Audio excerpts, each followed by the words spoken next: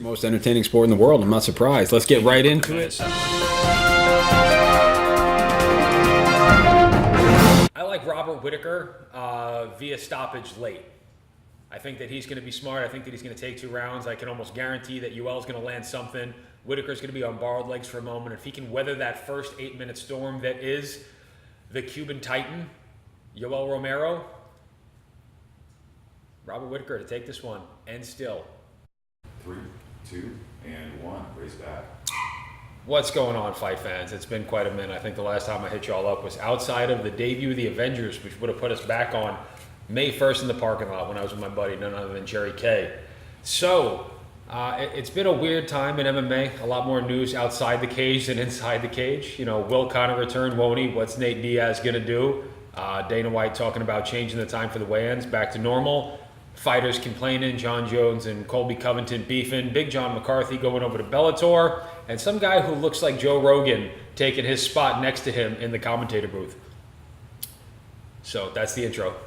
All right, fight fans, not the co-main event, the legitimate main event this weekend. We have Bobby Knuckles, Robert Whittaker, who found a home at 185 pounds, fighting a man who should probably be fighting at 270 in Yoel Romero. I'm going to be a mush on this one. I do not have the stones to push this fight going either way. What I can tell you is that the deeper the fight goes, the better it's going to look for Bobby Knuckles with his ridiculously slick boxing, especially for that of mixed martial arts. Yoel Romero, what is he, Jerry, 39, just about? Just about 39. He's 39. It's real easy to say that time's going to take a toll, but we haven't exactly seen that yet. The guy is still carved out of stone, still destroying people on the regular. I'm just going to go through a who's who because when I looked at Robert Whittaker, he had an awkward little debut at welterweight.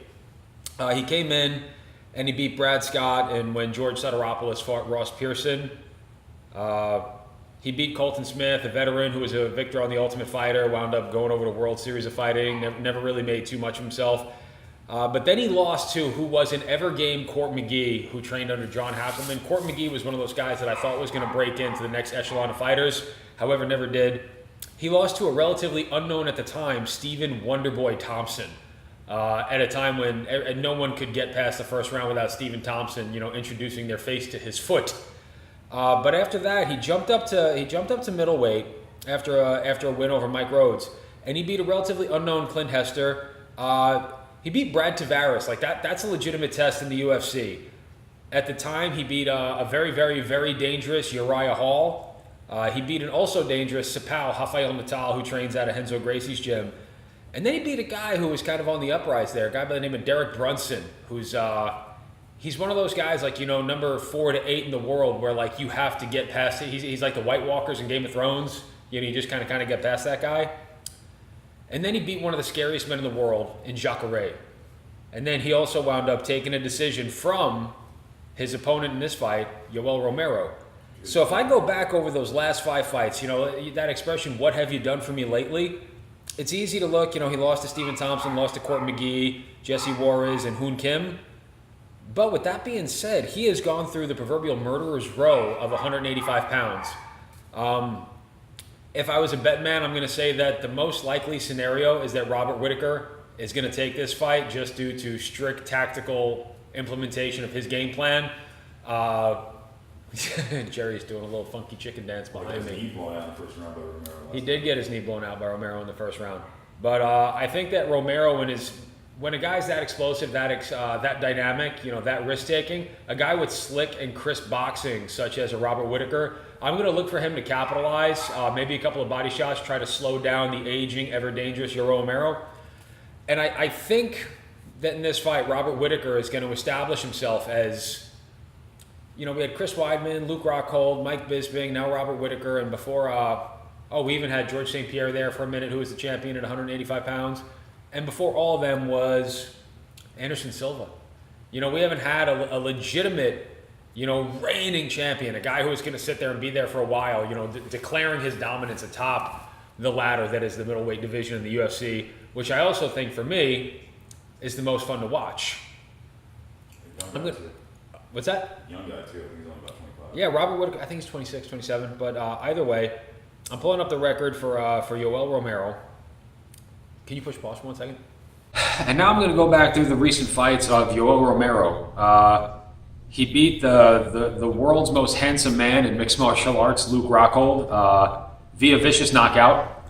I thought Michael Bisping doing that was a fluke. Yoel Romero proved that Luke Rockhold might not be the most superior athletic male at the 185-pound division. I actually had Luke in that fight. He lost to Robert Whittaker before that. But he beat Chris Weidman with that ridiculous flying knee to the face that just opened up a hatchet wound atop Chris Weidman. Do you remember that? Oh my God, that was, he flew through the air with the greatest of ease. It was amazing. He beat Jacare in a really tough decision. That fight went back and forth. That was one of the better fights I've seen in the last 5 years. Do you remember when Jacare fought Yoel Romero? What UFC was on that? That was 184 in Vegas. He had Souza dead. He had Jacare dead to rights. I mean, Jacare was on borrowed legs. Jacare caught him a couple of times. A lot of people actually had Jacare winning that fight. But I tell you what, when Yoel Romero lands something, he makes it count. And the visible damage that he did to Jacare probably gave it to him. Oh my God, I'm just looking at this. I remember he crushed Lyoto Machida with a vicious elbow. I mean, Lyoto Machida just went limp, similar to when John Jones hit him in that single-arm guillotine. And Lyoto just fell dead to the mat. He beat Tim Kennedy in Stoolgate when he's like, "I'm so sorry, Tim." You know, he spilt the water, couldn't get up, got about 30 extra seconds to recover. Everybody in the world knows the history. And he also beat Derek Brunson. So, I mean, both of these guys not fighting each other. They're both undefeated in their last 7-8 fights. And I tell you what, fight fans, if Yoel shows up in full force, the best version of himself, even at 39 years old, the big thing is, you know, how many of those Infinity Stones does he have in his gauntlet? Because if he gets the Power Stone and he decides to do something to Robert Whittaker with a simple snap of his fingers, he can end half of the UFC's roster. And I don't think that Dr. Strange is going to be able to come back and undo the damage that he's doing. But let us enjoy watching Yoel Romero while we have the opportunity, because Father Time is not on his side. But in this fight, I think that there's going to be a lot of action. I think similar to Tyron Woodley and Stephen Wonderboy Thompson, you're going to see a little bit of a feeling out process. Don't look for fireworks right out of the gate. Look for these guys to try to find their range. Look for Yoel Romero to try to maybe cut off angles a little bit, and look for Robert Whittaker to try to land a couple of things sliding backwards. But eventually these two men are going to collide. A little bit of thunder, a little bit of lightning. I like Robert Whittaker via to 5-round fight. It's tough to think this fight's going to go 5 rounds, but I like Robert Whittaker via stoppage late.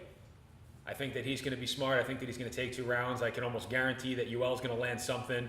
Whittaker's going to be on borrowed legs for a moment. If he can weather that first 8-minute storm that is the Cuban Titan, Yoel Romero,